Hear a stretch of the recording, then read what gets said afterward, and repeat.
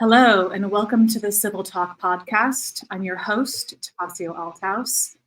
If you're new to the show, this is where we explore civility and social emotional learning with esteemed guests, expert insights, and practical advice to help people navigate the world. Today, we're excited to have Gary Heil on the show. Gary is an internationally acclaimed expert in leadership management and organizational culture. He is the co-founder of the Center for Innovative Leadership, where he continues to advise leaders as well as develop creative problem solvers and agile innovators who can navigate the complex challenges of society. He presently serves as chairman of the board at Celtec Metals and is also a best-selling author of several books like Leadership in the Customer Revolution, One Size Fits One, Building Relationships One Customer and Employee at a Time, and his latest book, which we are very excited to dive into, Choose Love, Not Fear, which challenges leaders to build cultures grounded in love and positive emotion to drive engagement and innovation. We are so excited to have Gary Heil on the show. Welcome. Hey, thanks. Thanks for having me. Yeah, thanks for being here. So with that introduction, I'm sure there are some gaps to fill. I'd love to hear about your background and what really sparked your interest in emotional intelligence and helping your community in that regard. Well, geez, that introduction, was just too flattering. I wouldn't want to add to it in any way, shape, or form. I think what drives me is I think for decades I've been trying to figure out why some teams continually win and what creates great teams, and which ones fail to become as great as they aspire to be. So that's driven me for a long time, and I guess most of my work has been around those issues. Mm-hmm. Is there something in your life that had triggered that, where you were just sort of fed up with being on a losing team or being surrounded by quote unquote, teams that weren't being efficient, that sparked you to just kind of go for it? No, I don't think so in those ways, because I don't think that lousy teams become great teams. I think that to become a great team, you have to be already a good team. Right. And what I could see was that although I played on losing teams and winning teams, I think that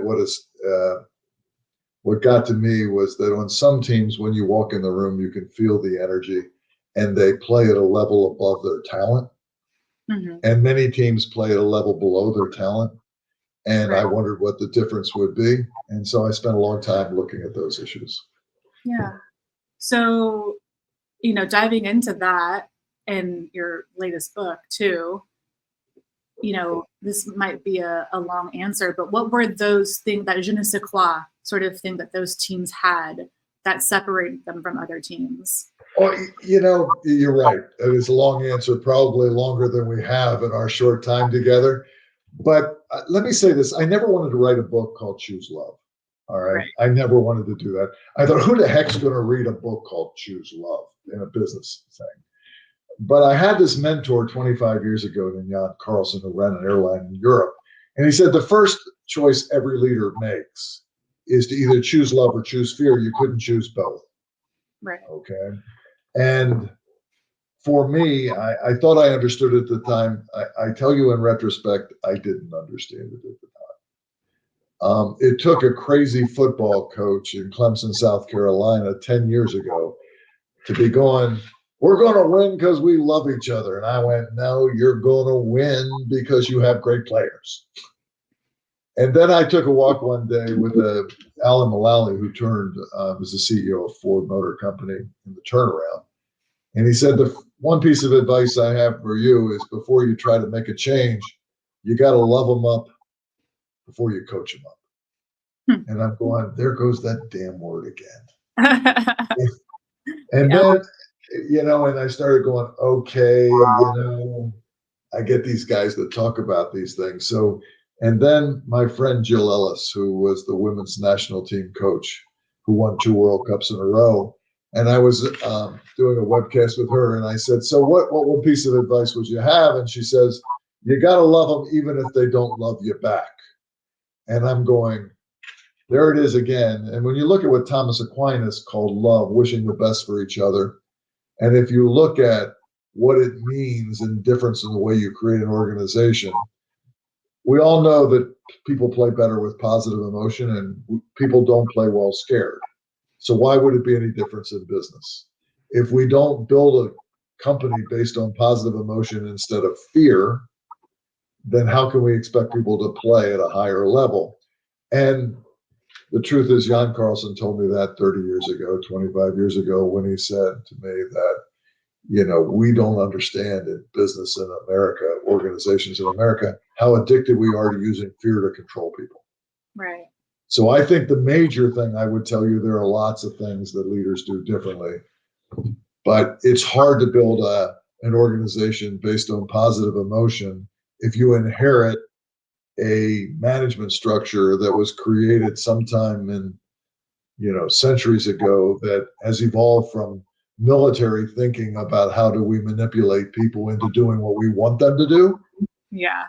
And then we say, well, I want to manipulate you and I want you to do exactly what I want you to do, but I want you filled with positive emotion and singing Kumbaya at work every day. And it doesn't work. We know it doesn't work. So I think the lunacy drove me to write the book after doing the study. Lunacy and love, right? Those two Yeah, elements. Well, it's funny, when I was reading up on you, I had a throwback in my brain from being in high school and reading the book The Prince by Niccolo Machiavelli, which is like the exact opposite, but for some reason that book always stuck out in my brain for some reason. And as you get older, you're like, okay, ancient values, ancient beliefs, and it's interesting how there is this huge stigma about the word love in the professional setting. Yeah, I don't want to. It is. And if you talk about Machiavelli, where he wrote The Prince, and they asked him, if you had to choose love or fear, which would you choose? And of course, he chose fear, which, Right. is the foundation of much of what we inherited in management, right? With performance appraisal and manipulating compensation and all those sorts of things. But then if you look at the studies about using fear, right, it leads you to look at Keltner's studies about power, right? And when we have power and we use fear to control, it proves Machiavelli wrong in that the people who seek power for power's sake basically abuse that power routinely, and it gets you to think less of people, and positive emotion becomes almost impossible. Right? So, I mean, you know the studies. I mean, I remember the study that they did with the cars that are coming down a hill, and I can tell you how long ago it was. So you talk about high school. When I was in high school, Lincoln was president, okay? But he did a study. I was telling somebody about this study recently, and I said they drove a Ford Pinto down the road, and somebody said, "What is a Pinto?" So think about old ruggedy car coming down a hill. And in the study, they put people walking across the crosswalk. They wanted to see if people who had the car would stop for the people crossing the crosswalk. When they put them in an old car, like a Pinto, old car, blew up a lot, not a good car. Driving down there, almost all the drivers stopped. They then put them in a Mercedes, and by God, they almost ran them over. And this idea of having status and having power gets you to think less of others is a huge finding in psychology post the Machiavellian kind of thinking. If you take that and you look at what we really think of people when we seek power, then we have an understanding of why we sort of create the kind of organizations we create. Yeah. Does that make sense? Yeah. I mean, I've also read some of your research about how your immediate environment is really linked to your behavior. And there's been so many studies, not only your book, but countless studies that talk about this sort of external positive reinforcement and internal positive reinforcement. Why do you think it's so hard for businesses to catch on to this and to integrate it into the foundation of their business from the get-go? Well, I think that answer for me has become simpler. It's simpler answer, easy, hard to deal with, right? 60 years ago, 70 years ago now, maybe Douglas McGregor was writing a book in which he wrote a book about what he was talking about, the human side of enterprise. And he said that the way we lead is directly related to what we think of people.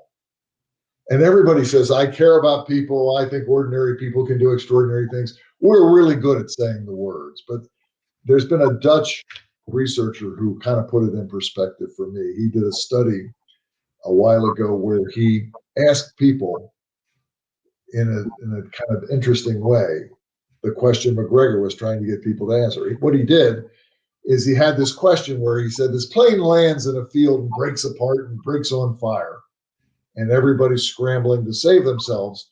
And he says, on planet A, people help each other off. The people are helping the infirm off. They're risking their lives for others. Planet A. And on planet B, people are stepping all over each other. Survival of the fittest. I'm getting my family off first. People are stepping off, people not caring about others, they're caring about themselves. And he asked, he's been asking for 20 years, which planet do we live on? Not who you are, but which planet represents most of the people on Earth? 90-some% of the people say planet B. They're out it for themselves. Yet the evidence is pretty strong that we live on planet A. If there was an accident outside right now, I would stop. I'd run outside to help somebody. In 9/11, firefighters were running up the stairs to help people, not down the stairs. We live in a society that's much better than that. But if 90% of the people who answer the question say other people live on planet B, we create organizations for them, not for us. We create organizations for the people we see as others. Right. And therefore, if we think people are selfish or narcissistic or won't take responsibility or won't seek responsibility, we create organizations like that. When we do, we treat people like they're not responsible. We should not be surprised that they act that way, which is self-reinforcing. Back to McGregor, what we think of people. We like to talk about people are great. We love people. Ordinary people should do extraordinary things. When push comes to shove, how does that square with a study that says, given the choice, 90% of the people say that people can't be trusted? I've had teachers in a university setting. Much of what CivilTalk is in a university setting at UConn. So take this on. I say to the teacher, why do we need grades? I didn't need grades to teach an infant to walk. And they say, well, without grades, students would never come to class and learn. Is that an assumption that people are good and want to learn? Or is that a negative assumption about people? I say to salespeople, why do I need to manipulate the sales force with compensation? Why do I need to? Not that it's bad or good. Why do I need to? And they say, well, if you didn't bribe them, they wouldn't work. Students wouldn't come to class. They wouldn't work. You ask grade school teachers why you have to have grades like the same answer. So if you go through this and you say, what's the foundation of incentive compensation? What's the foundation of performance appraisal? What's the foundation of these things? Inherently, I think if you test the way we do them and the way we use them, you're going to see that there's at least a few assumptions about people that are less than positive. And when we inherit those practices and we wonder why people aren't euphoric and positive and filled with positive emotion and gratitude, that's a problem. And if you talk about civility, I know it's a long-winded answer, I'm sorry. But if you talk about civility, if I abuse power, isn't that the definition of civility? Right. And is there anything more civil than thinking positively about people and then building an organization full of positive emotion? To me, civility in your world is a choice. Exactly. How many people I run into in companies that are civil to their boss, but not civil to the people that work with them? Right. It is a choice. It is a choice to wake up on the right side of the bed. You have those days where you're like, my back hurts, looking at everything negatively. And it's like, that's a choice, it truly is a choice you make. We've all had those black and white days. And you think to yourself, like, what makes those good days? Oh, I'm having a good hair day. It's like small things, it's those small things, that positive reinforcement. And it is work, and it does contribute to that civility, in really unconscious, subconscious ways.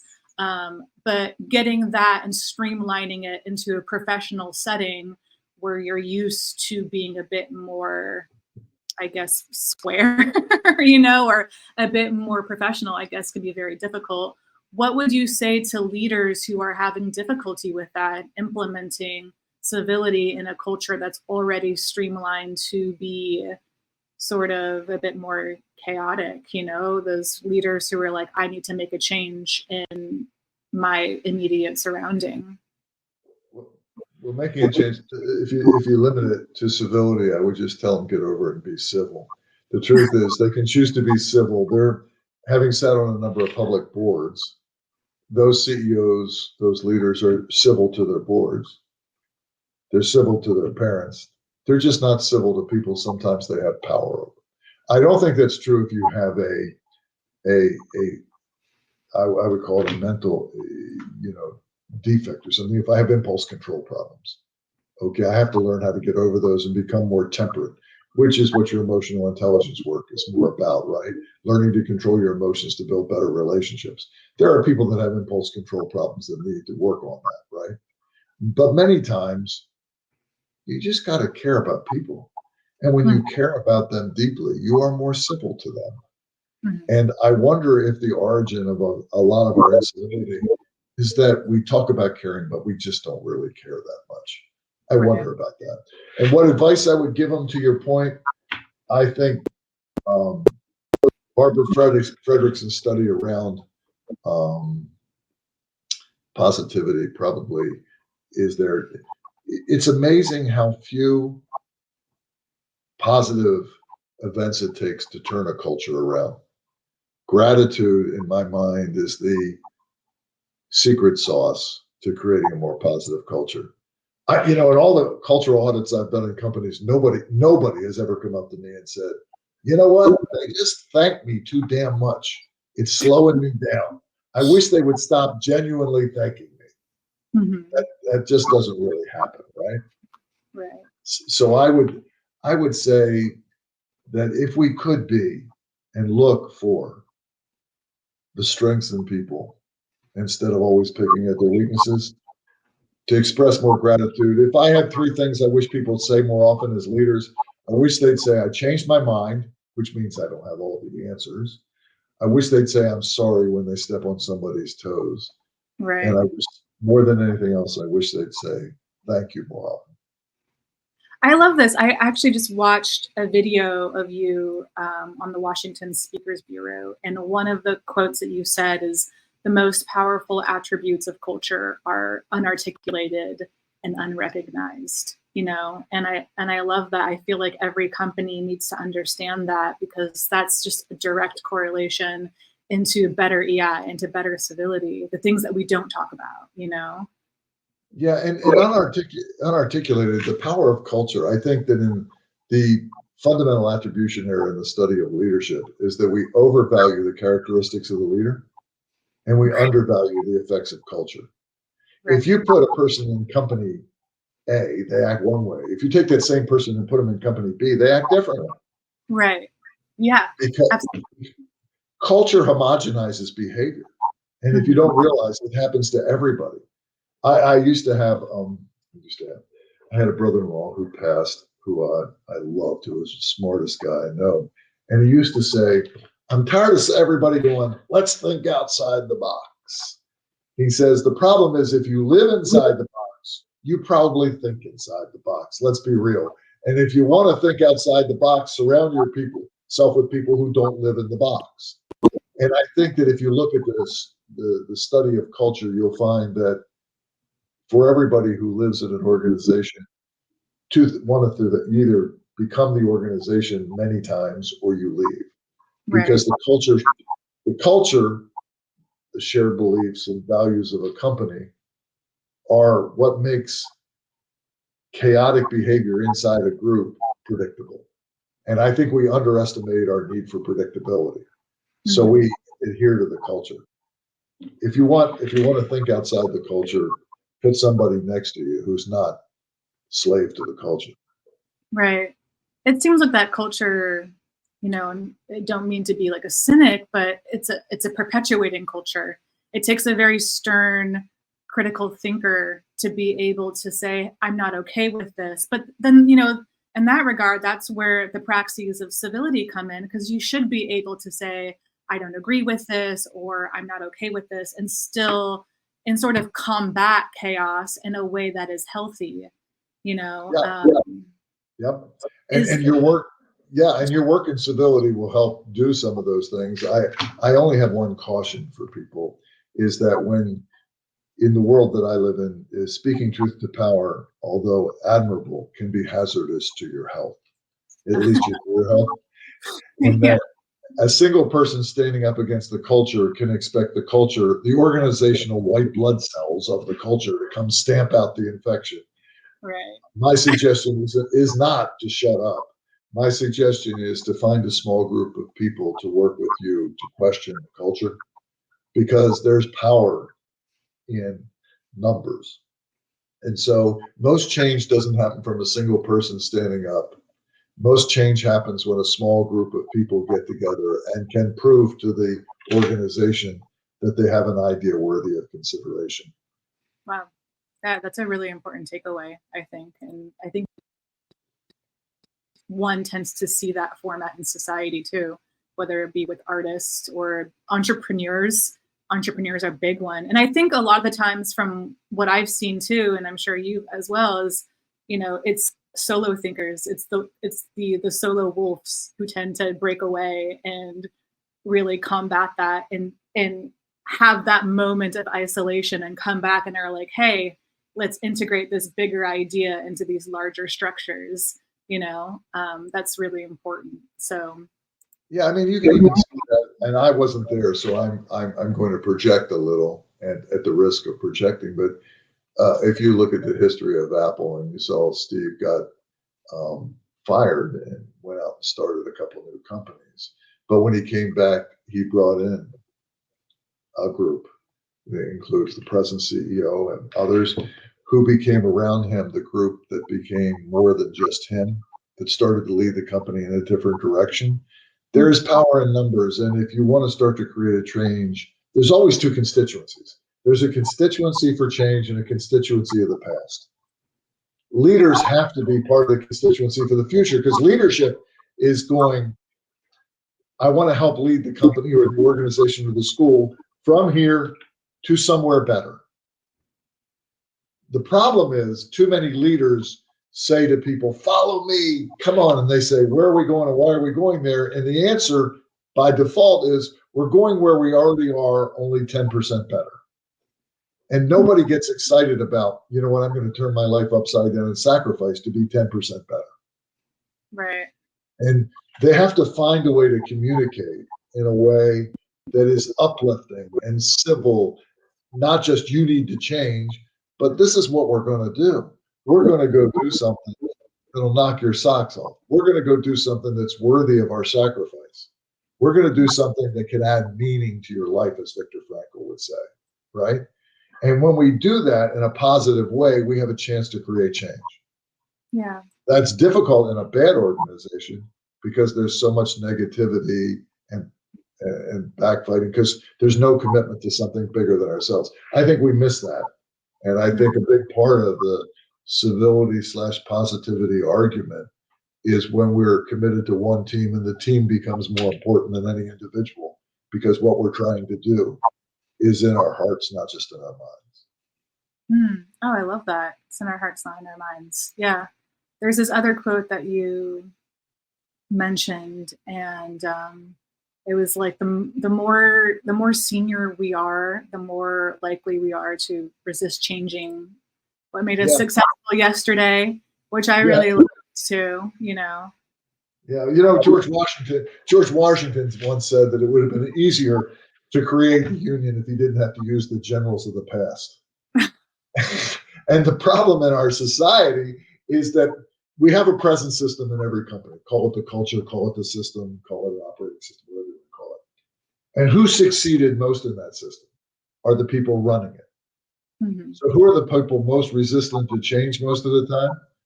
Often it's the people running it, or upper middle management that sees that they have something to lose by doing it, right? And so, and it's not bad or good. It's most good companies are succeeding. So, the people in charge, why would they change it? Right. I mean, you can see that, and it's also social proof by a lot of things. I mean, something that should have died a natural death a long time ago is performance appraisal in a traditional sense. Nobody likes it. Nobody thinks it works, but somehow it continues to live on. Right. And if you ask people, do you like doing this? Do you like being put in a 1 to 5 box, in your performance? And they go, no. And you ask the leaders, can you efficiently put people in these fully meets expectations, exceeds stuff? They go, no. But everybody's doing it. I think we underestimate the power of social proof. And people say, was there a better way? And you Right. go, yeah. And they go, well, I don't know. Disney's doing this, and yada yada yada. Why would I reinvent the wheel if great companies are doing it? Social proof makes it tougher to change in a world where everybody's going in a direction. And I think the lack of civility, the lack of caring, the lack of a mission, the lack of purpose. Right. These are things we've been writing about since I was young and Lincoln was president. We just haven't gotten around to doing them yet. Yeah. I think the biggest thing too, what's coming to my mind is the skill to adapt. It's really important to be able to adapt. You mentioned earlier breaking away from constructs. And, I remember when you realize your parents don't know everything, that was a really intense lesson, because you think about that with your boss and your managers, and you're like, okay, they're the ones to go to for answers. But the reality is they're human just like you. And that sort of awareness is really awakening, and it makes you understand the need for self-awareness, because at the end of the day, you really can only rely on yourself and the amazing idiosyncrasies that make you who you are, which is so important for really building up emotional intelligence and civility, is having these understandings that, reliability isn't key, but it's adaptability, Yeah, I agree. And the only thing I would broaden it a little bit with what you said, and it's not a but, it's an and, is that we have thought about the individual as the molecular unit of organizations for far too long. Yes, the only thing I can control is myself. So true. But I do almost nothing by myself anymore in an organization. Almost everything's done in teams. Yet we still do performance appraisal by individuals. We still do compensation by individuals. We still hold people accountable by individuals. But nothing happens unless it's in a team. Mm-hmm. I think we need to come to grips with the fact that as we understand that managers don't have all the answers, and that the questions we're answering have never been answered before, that it takes a village. It takes a team to solve the problem. But team learning is different than individual learning. Mm-hmm. Team identity is different than individual identity. Right. And the study of leadership and the study of organizations has not really understood totally how leadership is plural, and that everybody on the team has a leadership position regardless of where you are in the hierarchy. Mm-hmm. When you say leadership to people, still people think about hierarchy and management and positions. When I think my colleague Mike Krzyzewski likes to say, Coach K likes to say, leadership is plural. It is. Everybody on the team is going to have to lead. Mm-hmm. And we need to look at it that way, that the flatter the organization, the less positional leadership is, and the better off we are, right? So I wish we would talk more in terms of teams. And in a way, when I look just from a distance at CivilTalk, okay, if I look at my own thing of a social platform where I'm acting more civilly, I just want to take that offline from a platform, and I just want to say, if I'm in a group where we deal civilly with each other, and in that group we deal civilly with everybody who's not in the group, I've changed the world a little bit. Mm. Yeah. But it's the commitment within the team to be the constituency for change that I think drives it. And it becomes, as you heard me say, I think it comes from an inner belief that people are valuable and worthy of respect. which is unfortunate that most people don't have that. It's not innate for a lot of people, but I like what you were saying earlier about, everyone needs to be a leader. And I feel like also myself and a lot of people who are in Civil Talk, and I'm sure you and your colleagues, it's like a sort of democratization of leadership. And if you feel, and if you feel like I have been on teams where there's someone who's so quiet and you're like, this person has something to say and they're important, they're essential. And this is where that hierarchy comes in, because you're like, make way for me and my ego. But that sort of democratization of leadership looks like, I think from my brain, what do you have to say, person who's not saying anything? Let's hear you talk. Let's hear you speak up. It's like, it's in a weird way, a circular Kumbaya session, and everyone has the teddy bear or the chalice where it's your time to speak and everyone gets a moment with that sort of. Yeah. And I think that when we get people to understand that we want their strengths and all, but we have the competing things of where they're taught not to speak up in a way, right? Throughout life. And we need to counter that. And I love your word democratization of leadership, because I think that's exactly what it is. If there is one trend in leadership that's absolutely unmistakable over the last 2 centuries, it's the shift in power from the Machiavellians of the world who existed to what we exist today, where social platforms and technology have so democratized almost everything that the power is shifted, so that a few students can bring down the president of the university in a weekend, and a few people can connect with a few of their closest friends and change the world. And we need that democratization, because we can't solve problems that we're going to face with thinking that's as old as I am, right? So we need that democratization. It's a trend that's happened since way before the invention of the printing press. We need to embrace that and teach that in school. But look at schools. You still have the teacher at the front of the class, and the memorization and the homework, and talking in class is seen as abhorrent behavior too often. We need to change the way we think about it from kindergarten through the boardroom. And I think that's a change your generation will lead. And I hope I'm around to see more and more of it. Me too. I'm hoping that it comes to fruition, but Civil Talk is one of those modes that's really trying to do it. Obviously, we're trying to do it more so on a, digital platform first before it goes into real life. But it's a little by little change. If you want to see something happen on a grander scale, you got to do it on a molecular scale, I guess. And that's kind of where we're at right now. But just to sort of wrap up, we could go for a lot longer. I know I don't want to go over time. But if you could say a few more things to our listeners on, just a few pieces of advice regarding civility in your work, we'd love to hear a few last words before we wrap up. I don't have many more last words in this way. I think that the words that I would give aren't mine. They are, they're Marianne Williamson's words, and made famous, by Nelson Mandela, when he said that, paraphrasing, that our greatest fear is not that we're not powerful, it's that we're more powerful than we think. And that when we change ourselves first. When we change, as she said, when we change the light in us, we change the light in everybody else, because the more we change, the more we give power to others to change by showing the way. I think each individual within us is more powerful than we believe. And when we all start preaching a gospel of respect and caring and love for each other and gratitude, then it rubs off. And it might not rub off on everybody, but each one of us touches a group of people at home, at work, in school, in the PTA.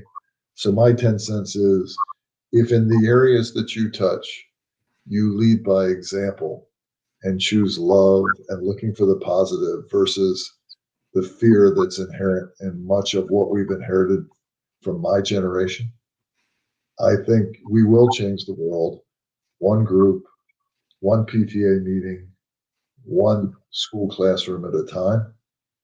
And I think the more people we can, I guess, recruit into that effort, the more powerful, our thought process will become. So if I had one thing, I would say, don't look at ourselves as impotent in this.